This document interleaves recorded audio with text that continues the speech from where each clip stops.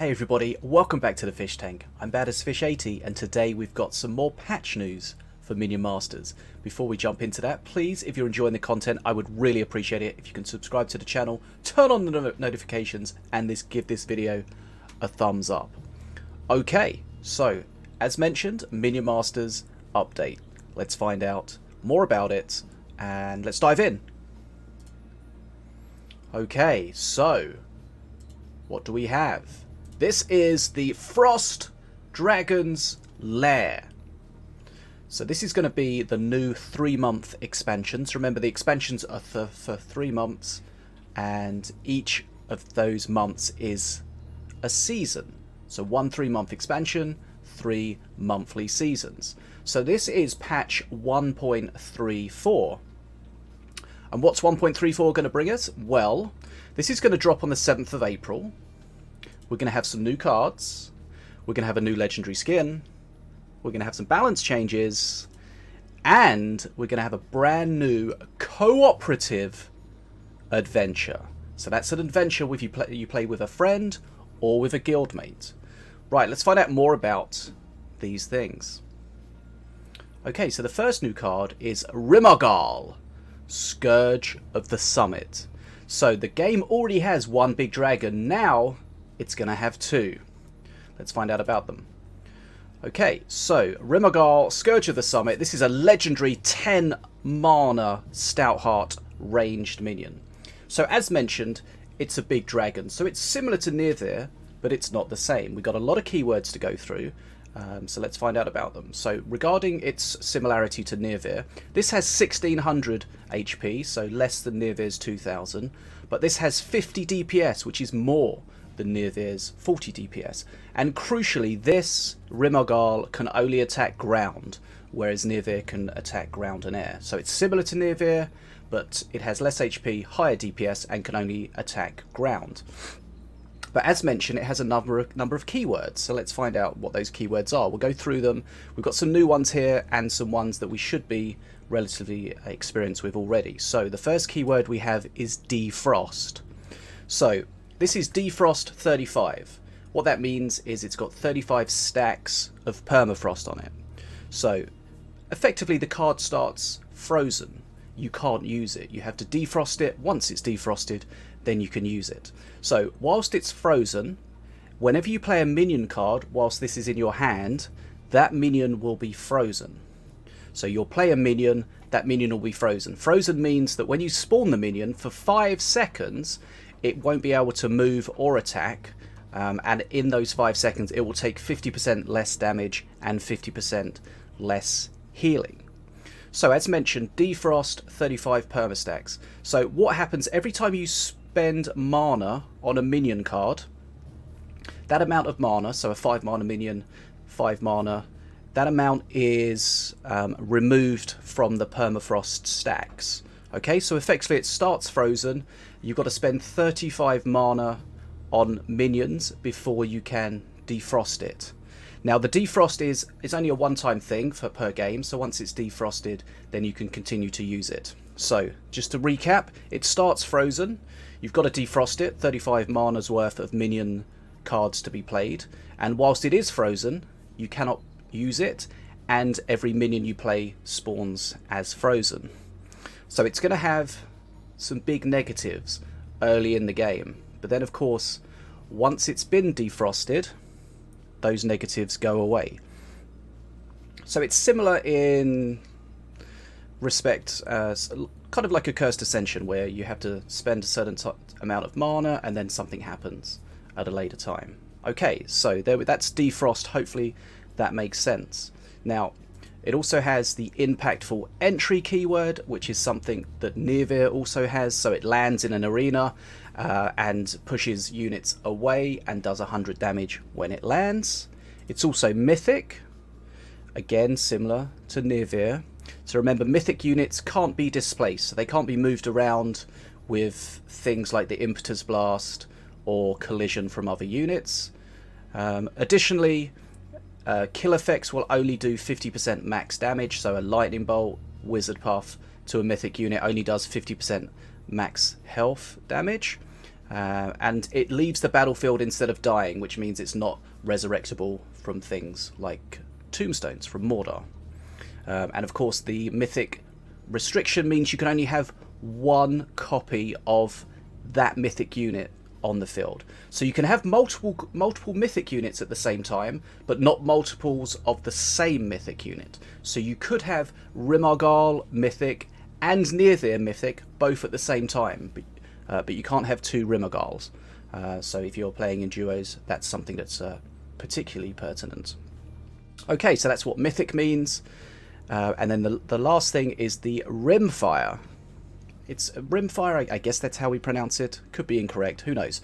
But basically the attack this does is a Rimfire attack. But what does that do? Well, it's a normal attack, does the damage as we've prescribed earlier, but it also can freeze enemy minions. So if a ground enemy, remember it can only attack ground, if a ground enemy stays in it for more than 3 seconds, that minion will become frozen, and as prescribed before, frozen for 5 seconds and takes 50% less HP and healing and cannot move or attack. So there we have the first new card, another big dragon, and this is what Rimargal looks like in the game. This is a little screenshot from it. Okay, so that's card number 1. Card number 2 is the Adventuring Party. So this is a lot more simple than the previous card. So the Adventuring Party is... Okay, so the card is a 3 mana Stoutheart minion. The card is effectively a Groggy Woodsman. So remember, Groggy is it starts with half HP and slow. Now, so how's it different to the regular Groggy Woodsman? Well, what happens with the Adventuring Party is when you draw it, that means when it enters your 4-card hand, you get a single-use Priestess and Arcanist shuffled into your deck, just randomly in your deck. Okay, so you get those extra cards in your deck. Additionally, when you play this Adventuring Party card, it will also play the other members from the Adventuring Party if they're in your hand. So remember, they get shuffled into the deck, but they only get additionally played if they're in your hand. And if you play them whilst they're in your hand, then you get them for 1 mana less. So the best case scenario is if you've got them all in your hand, the Groggy Woodsman from the Adventuring Party, the Priestess and the Arcanist, you will play them and you will get 10 mana's worth of units for 8 mana. You'll get the 3 mana Groggy Woodsman, the Priestess for 3 mana instead of 4, and the Arcanist for 2 mana instead of 3. So, hopefully that makes sense. Just adds a couple of extra cards to your deck. If you spawn them all together, get a bonus. And here's what they look like. But of course, these are units we're familiar with already, so this is just a group photo of them. Now, those are the 2 new cards. Now we have a new skin, as always. The skin this time is a Morelia skin. Ice Queen Morelia. A legendary skin. I'm liking the look of this one. Now, so we've seen the new cards, the new skin, balance changes. Now, one of the things that people are very interested in with the new patches are the balance changes. Now, we're going to look at them. We're going to look at the buffs and the nerfs, and we're also going to look at what we're going to call the rebalances. So that's cards that are being changed in a way so that it's not necessarily obvious whether it's a nerf or a buff, or if they're being changed in multiple ways. So we're going to go through the buffs, then the rebalances, and then the nerfs. So, the first buff we're seeing is to the Crystal Construct. So this is going to add Mana Surge to the unit. So, just like all the other, or almost all of the other Crystal Elf units with Mana Surge, if you've got 6 mana or more, then they get surged, which means they get, effectively get haste. So that's a small buff for the Crystal Construct. And one of the good uses we've seen of the Crystal's Construct is if you use it in Volko with the Rage and the Berserker Rage, it can actually hit pretty hard. And with this potential little bonus here, could be seeing that again. Now, Gambler's Ball. So remember, the Gambler's Ball is when you activate it with the Sacrifice, with the Slitherbounds, it casts the spell twice. And the spell gives you either a Fireball or a Healing Fireball. So what we're seeing here is the mana cost is being reduced from 4 to 3. But the sacrifice cost, that's the number of Slitherbounds you need to sacrifice, is going up from 2 to 3. So overall, a nice buff for the Gambler's Ball. We'll see if we see that very often. Now again, like the Crystal Construct, Guardians also receiving the Mana Surge buff. Just a small little bonus here for Guardian-based, Mana Surge-based decks. Next up is High Inquisitor Ardera. Just a simple damage increase. We've seen some changes recently to Ardera. She does less damage to herself when she attacks now, but she's now also going to be doing additional damage. Her damage going up from 27 to 30. Now a little change here for some puffs. Just a simple movement speed increase. They're just going to get to the bridge quicker. Just a small buff for that. So we've got the heal puff, we've got the mana puff, we've got the shroom puff, and the squire puff. All going to be moving just a little bit faster, 5 to 6. Now, Shen's Shock Stick. So remember, the way that Shen's Shock Sticks works is it gains a charge for each Growth Burst Shroom planted whilst it's in your hand, up to a maximum of 4 charges. Now what it will do is it will send 2 Shock Rocks now instead of 1, so that's a nice little buff there. 2 Shock Rocks per charge. The cast interval between them is going to drop down from 0.5 to 0.25 seconds. So what does that mean? Well, as mentioned, it can have up to 4 maximum charges. So that means it can send 8 maximum Shock Rocks. Shock Rocks doing 25 damage, so that's a maximum of 200 damage and a 4-second stun. So it'll be interesting to see if we see the Shen's Shock Stick coming back there in decks, utilising the Growth Burst Shrooms, get some nice damage and some nice stun action. Now, again, we've seen some buffs recently to Spirit Infusion. The devs feeling that it still needs a little bit more to be valuable enough for people to consider using on a regular basis. So here we just see a mana cost from 4 down to 3. So those are the buffs. Now we're going to look at the rebalances. As mentioned, the rebalances stroke reworks are cards that are being changed in a more dramatic fashion than just simply having some figures increased or decreased. So the first rebalance we're seeing is with the Empowered Soul Stealer. Now, so the Empowered Soul Stealer is going to gain Rage. So that's an extra 50% damage. So that's a huge benefit for it.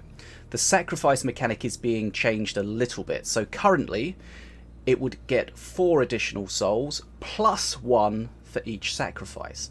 And remember, the souls means it attacks quicker. So it was 4 plus 1 for each sacrifice. Now it's simply going to be 1 for each sacrifice. So that extra 4 that it starts with as a base has been removed. So Rage is a great big improvement there. The sacrifice not quite as good, but overall probably a big buff. Right, now we have another rebalance. This is to the Gorak Brutes. Now, if you're familiar with the Brothers of the Void card, this is a card that has 2 sides. So the first time you use it, it's an assassin. The next time you use it, it's a flame imp, and then fire imp probably is what it's actually called, and then it flips between the 2. So this is going to be using that mechanic. So the card effectively has 2 sides. So the first time you play it, it's going to be a cleaver. The second time you play it, it's going to be a rammer, and it alternating between the 2. Additionally, it will summon an illusion of the other side of the card. So the first time you use it, it will summon a cleaver plus an illusionary rammer. The second time you use it, it will summon a rammer and an illusory cleaver, and vice versa.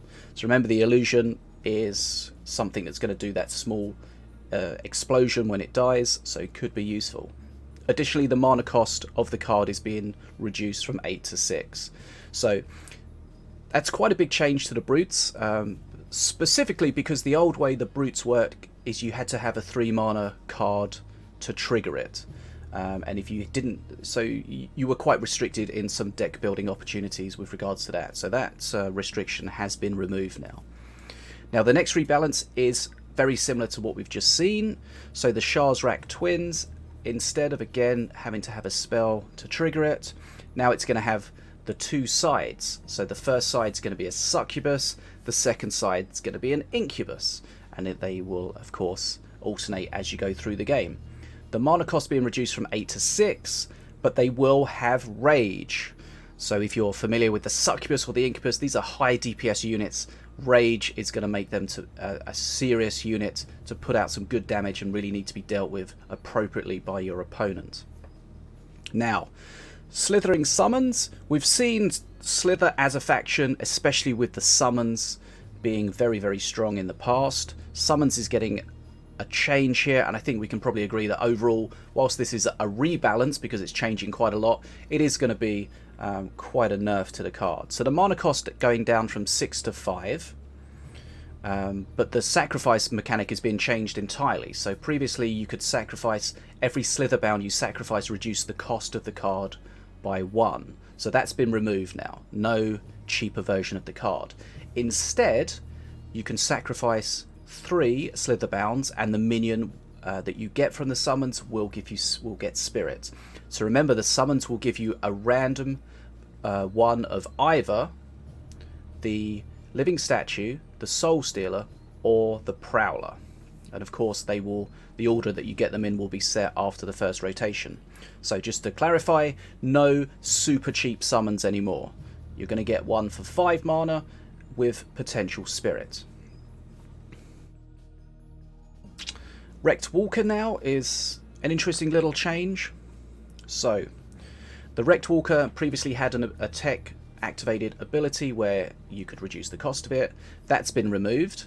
What you're going to have now is, for 40 tech, instead of the previous 60 tech, you can give it 1 Monitor Nat as an escort.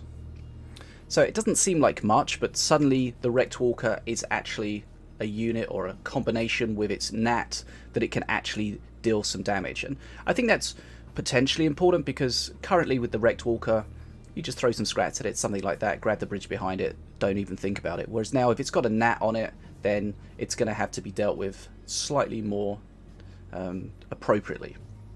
So a little change there for the Wrecked Walker. Now, an interesting one coming up here for the Zeppelin Bomber. So previously there's been some changes to the Zeppelin Bomber where it had, if you had Scrat Swarm, which is 3 Scrats in your opponent's arena, it would gain haste. Now that's been removed.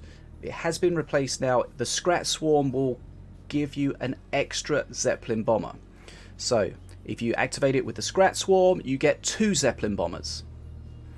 The offshoot of that is their health has been reduced slightly from 100 to 80. So it'd be interesting to see if this card gets more use. One of the main issues with cheap air units like this is they can no longer take bridges, so they and the devs are trying to find ways that they can fit into the game and be efficient. So a lot of those cheap air units are getting buffs, over the time that we've seen the removal of air units being able to take bridges. Okay, so buffs and rebalances have been dealt with. Now let's look at the nerfs. So there's a nerf coming up to Ravager. So Ravager's perk 2 is the Feeding Frenzy, I think it's called, and that means that when your units get down to a certain percentage HP, they will gain haste, that extra attack speed. That threshold is being reduced from 66% to 50%, so your units are not going to get hasted quite so much. So a little nerf there for Ravager. There's also a slight nerf here for Morelia. So Morelia's perk 3, the Queen's Dragon, mana cost increase from 9 up to 10. Just a small nerf for Morelia. Just going to make that power spike you get at perk 3 not quite as potent as before. Now here's the nerf coming up to the Armoured Escort. This is a card that we're seeing a lot, and it's quite problematic. So the mana cost is being increased from 8 to 9. So remember, the Armoured Escort gives you 2 sentries, crystal sentries, which will accompany your next ranged minion. Now, it seems kind of weird. You're like, why am I paying 9 mana for 8 mana's worth of units? Remember, a crystal sentry is 3 mana plus 1 mana freeze, so 4 mana each. Well, this card is problematic due to the power of mana banking in the game. So you're effectively investing your mana, holding on to it, and then you can then have a great big push at one time. And we've seen many times in the past in various different visors that it can be really powerful. So I wouldn't be surprised if this card gets a rework at some time, but I think it's kind of just getting nerfed now so that it's not too problematic. Now next up is a change to crossbow dudes, always a very common cheap pick due to the fact that you can split them and take bridges. They are a cheap ranged unit. They'd get in a small attack speed nerf, just from 2 seconds to 2.2 seconds. So in their current state they are nowhere near what they used to be, and they're getting whittled away a little more. And of course the idea of nerfing cards that are played way more than others in the same sort of mana space is that it opens up opportunities to use alternatives that may not be currently utilized. Next up we see a nerf for the Gorek's Gate. Now the Gorek Gate is having a mana increase from 3 to 4, but it's also getting a Voidborn Wound mechanic so that you can reduce the cost of it by 1. Remember, Voidborn Wound is triggered when a Voidborn card hits the enemy tower. So it's not as drastic a nerf as the cost going just from 3 to 4. It's somewhere between the two of 3 and 4 mana. So it's going to be a 4 mana card, but sometimes it can be a 3 mana card. Now we have a nerf to Ruby. Ruby's seen quite a few nerfs. Kind of surprised about this because Ruby hasn't, in my experience anyway, hasn't really been that problematic anymore. But it's getting a health reduction from 1,000 to 900. Next we have an interesting one for the Stun Lancers. So the Stun Lancers are now going to spawn horizontally, and what that means is you can't split them to take both bridges now. One of the things that made them very powerful was the fact you could split them, they could take both bridges, and of course they had the stun mechanic to put stun pressure on both lanes. Now they won't be able to do that. Now that's the last of the balance changes, so I'm surprised that we haven't seen any change to Jinlong.